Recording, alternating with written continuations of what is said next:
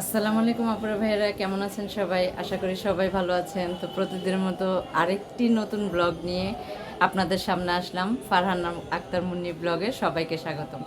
তো আপুরা ভাইয়েরা, আজকে মানে নতুন একটা আইটেম বানিয়েছি, সেটা হচ্ছে এগ রোল। এগ রোলের অর্ডার ছিল, এতদিন এগ রোলের অর্ডারটা ছিল না, আজকে এগ রোলের অর্ডারটা পেয়েছি।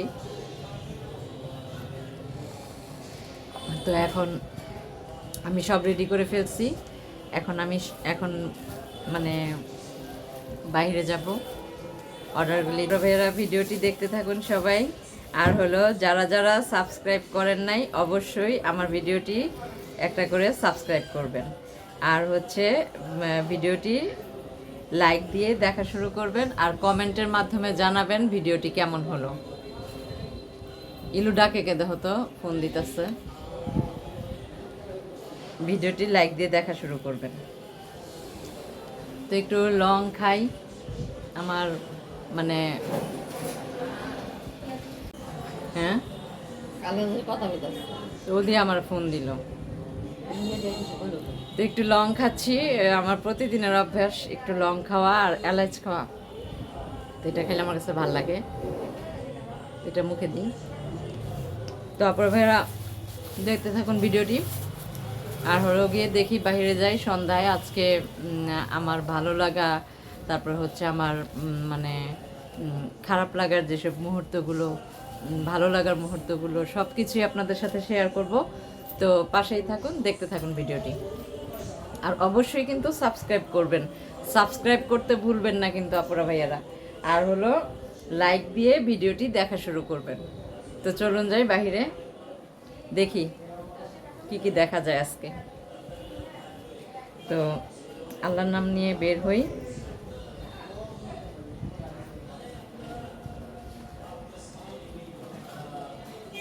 কি যে একটা ব্যস্ততার মধ্যে থাকি না। তো আজকে একটু ফ্রি হয়েছিলাম, একটু ফ্রি ছিলাম।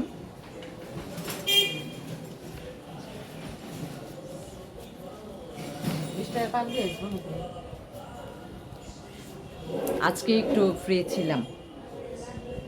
ফ্রি বলতে একটু না, মানে একটু তাড়াতাড়ি গোসল করতে পারছি। অন্য সময় তো মানে দেরি হয়ে যায়, গোসল করতে দেরি হয়ে যায়, খাওয়া দাওয়া করতে আমার 5টা 5:30 বেজে যায়। তো আজকে একটু তাড়াতাড়ি করছি। আর দোয়া করেন যেন রাস্তায় জ্যাম না থাকে। এই জ্যামটা আমার 12টা বাজায় ফেলায়, এই জ্যামের কারণে আমার আরও দেরি হয়ে যায়। তো পাশে থাকুন, চলুন। তো আপুরা ভাইয়ারা, এখন আমি আছি আমার আমার সব সব কাজ সেরে আমি এখন আমার বন্ধুর সাথে, আমার মানে ও আমার কি বলবো, ওকে আমি কিছু বলে ছোট করতে চাই না। আমার সেই ফ্রেন্ড, ওর নাম হচ্ছে রিয়াদ। তো ও আমার অনেক উপকার করছে।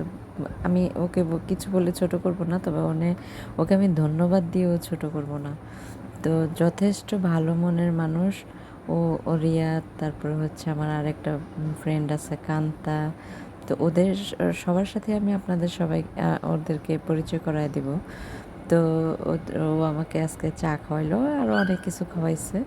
তো এর মধ্যে চাটাই আমি প্রথম বলি, কারণ চাটা আমার খুব ফেভারেট, তাই আমি চায়ের কথাটাই বলি।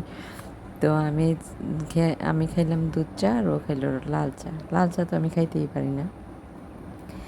পরে অনেক কথা, অনেক গল্প, অনেক আড্ডা মেরে তারপরে হচ্ছে ও মানে আমরা একসাথে উঠলাম। উঠে মানে অনেক কথা হয়েছে এখানে। ওকে আমি কি বলে ওকে ধন্যবাদ দিব, আর ধন্যবাদ দিলেও ওকে ছোট করা হবে। আপনারা ভাইয়ারা জানেন না। থাক, আমি আর ওর ব্যাপারে কিছুই বলতে চাই না। যথেষ্ট ভালো মনের মানুষ, যথেষ্ট ভালো মনের মানুষও।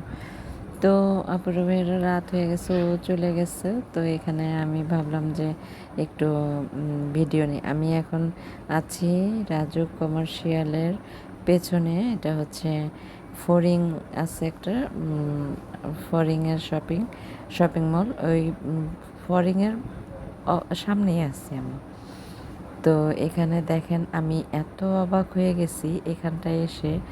এই যে দেখেন, আপনাদের সাথে আমি শেয়ার করি, আমার কাছে মাটির জিনিসগুলো এত ভালো লাগে। দেখেন, মাটির হারিকেন, তারপর হচ্ছে মাটির মানে ঘরের আসবাবপত্রের যা যা আছে শোপিস থেকে শুরু করে আপনার ডিনার সেট, মাটির ব্যাংক, মাটির কড়াই, মাটির মানে রান্না করার জন্য, চা খাওয়ার জন্য, পানি খাওয়ার জন্য, আবার মাটির কলসও আছে জানেন। এই যে এই কড়াইটার দাম কত জানেন? 280 টাকা। এটা নাকি খুব ভালো। আর ওই যে লাল রঙের কড়াইটা দেখা যাচ্ছে ওইটার দাম হচ্ছে আপনার 260 টাকা। তো এটাতে মাছ ভাজা যায়, ডিম ভাজা যায়, পিঠা বানানো যায়, মানে এভরিথিং সব কিছুই করা যায়, তরকারিও নাকি রান্না করা যায়। তারপরে ভাইয়ারা একটা জিনিস জানেন কি, যে মাটির কাজ যারা মাটি দিয়ে যারা জিনিস বানায় তাদের তো আমরা কুমোর বলি, তাই না? তো মৃৎশিল্পের সূচনাটা কোত্থেকে হয়েছে জানেন? এটা হয়েছে মানে খ্রিস্টপূর্ব 29,000 অব্দে। ভাবা যায় কত বছর, কত শত বছর আগে মৃৎশিল্প হচ্ছে। হ্যাঁ, কি বলবো, আমি দেখে তো অবাক হয়ে গেছি মাটির জিনিসগুলো দেখে। শিল্পকলার একটি শাখাকে বোঝায় মৃৎশিল্পকে, শিল্পকলার একটি শাখাকে বোঝায়। আর মৃৎশিল্পকে মানে ইংরেজিতে মৃৎশিল্পকে সাধারণত কী বলে জানেন?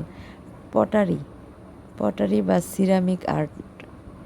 সিরামিক আর্ট নামে অভিহিত করা হয় মৃৎশিল্পকে।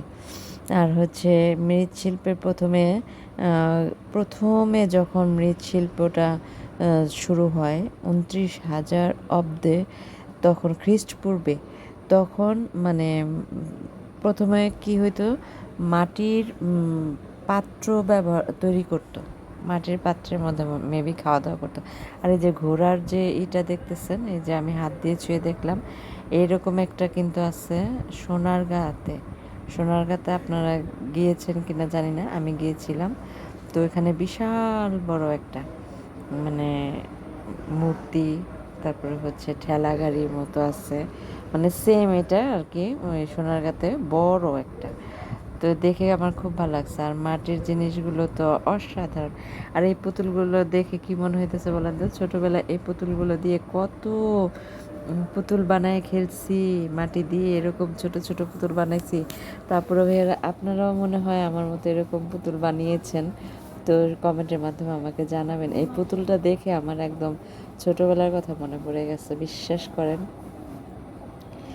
তো মৃৎশিল্পকে আমাদের আসলেই মনে হয়, আসলেই আমাদের শ্রদ্ধা করা উচিত, কারণ ওনারা না থাকলে আমরা হয়তো বা এত সুন্দর সুন্দর জিনিস দেখতে পারতাম না। আর যারা মাটির জিনিস তৈরি করে তাদেরকে তো কুমোর বা কুম্ভকার বলা হয়, তাই না আপনারা ভাইয়ারা? আর এই পেশাকেই মৃৎশিল্প বলে। যারা এই কাজ করেন তারা হলেন মৃৎশিল্পী, তাই না? দেখেন ডিনার সেট, এখানে হরেক রকমের ডিনার সেট আছে, তারপর শো পিস। মানে আমি এখানে এসে অবাক হয়ে গেছি।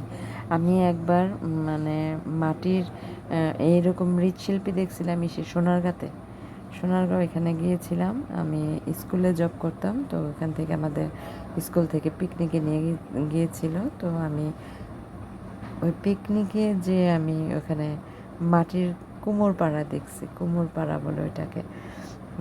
আর কুমোরদেরকে মাটির মৃৎশিল্পীদেরকে তো বলে কি কুমোর বা কুম্ভকার, তাই না?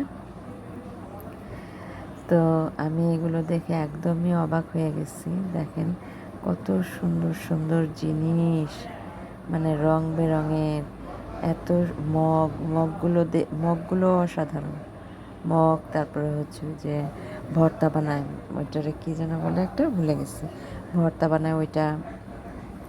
তারপরে হচ্ছে মাটির ছোট ছোট হাঁড়ি খেলনার জন্য না, ঠিক এটা মেবি ইসের জন্য, শোপিসের জন্য। আর ওই যে ওই লোকটা বসে মানে এগুলি সব আবার মানে উপর দিয়ে নকশা করতেছে, লোকটা বসে। কত নিখুঁত হাতের কাজ, তাই না ওনাদের? আর ওনারা না থাকলে হয়তো বা আমরা এই জিনিসগুলো, এত সুন্দর সুন্দর জিনিসগুলো পেতাম না। কি সুন্দর না শোপিসগুলো, ফুলদানি। তারপরে হচ্ছে দেখেন একটা হাতি, কত সুন্দর একটা হাতি, কি বানানো না যায়, তাই না? মাটি দিয়ে কত সুন্দর সুন্দর জিনিস। ওই যে একটা হারিকেন আছে, হারিকেন আছে। তো এই জিনিসটা আমরা সবাই চিনি না, এই হারিকেনটা আপুরা ভাইয়ারা অবশ্যই আমরা চিনি এই হারিকেনটা। তো যাই হোক, আমি তো মানে এই জিনিসগুলো দেখে একদমই অবাক হয়ে গেছি। আর আমি যে আজকে এই জিনিসগুলো দেখবো আমি কল্পনাও করতে পারি না। আর নিচে আছে ছোট ছোট প্রদীপ বাতি, এই যে এইটা হচ্ছে প্রদীপ বাতি, দেখে খুব ভালো লাগলো। তো ছোট ছোট কাপও আছে, যেমন ইন্ডিয়ায় যে কাপগুলো আছে না, তো এখানে ওই কাপগুলো আছে। তো মাটির হাঁড়ি দেখেন কত সুন্দর সুন্দর, কত সুন্দর সুন্দর জিনিস। আর মাটির কলসটা আমার কাছে এত ভালো লাগছে বলার মতো না। এই মাটির হাঁড়িতে কীভাবে রান্না করে আমি জানি না, কখনো আমি মাটির হাঁড়ির রান্না খাইনি, মানে কখনোই খাইনি। যারা যারা খেয়েছেন আমাকে একটু কমেন্টের মাধ্যমে জানাবেন কেমন লাগে, কেমন মজা হয়, আমার জানা নাই। তারপরে ওই যে দেখা যাবে বলে মনে হয় ধূপ জ্বালায় ওইটার মধ্যে, মানে অসাধারণ জিনিসগুলো, অসাধারণ। আমার কাছে খুব ভালো লাগছে, সবগুলো জিনিসই ভালো লাগছে। মাটির হাঁড়ি এইটা দেখছি আমি ওই যে পান্তা ভাত রাখে পয়লা বৈশাখের সময়, আমার ফ্রেন্ডদের বাসায় দেখছি পান্তা ভাত রাখে, তারপরে যে চা খায় অনেক, এই যে এগুলির মধ্যে পানি রাখলে না পানিটা অনেক ঠান্ডা থাকে। আর শীতের সিজনে কি করে অনেকেই দেখছি মাটির কলসের মধ্যে পানি রাখে, পানিটা ফ্রিজের পানি খেলে তো ক্ষতিকর, অনেক ক্ষতি, কিন্তু এই পানিটার কোনো ক্ষতি নেই। তারপরে ভাইয়ারা অনেকক্ষণ বললাম, কথা বললাম। সবাই ভালো থাকবেন, সুস্থ থাকবেন, নিজেদের প্রতি খেয়াল রাখবেন। দেখা হবে নতুন এক ভিডিওতে। আর ভিডিওটি কেমন লাগলো অবশ্যই কমেন্টের মাধ্যমে জানাবেন। আল্লাহ হাফিজ।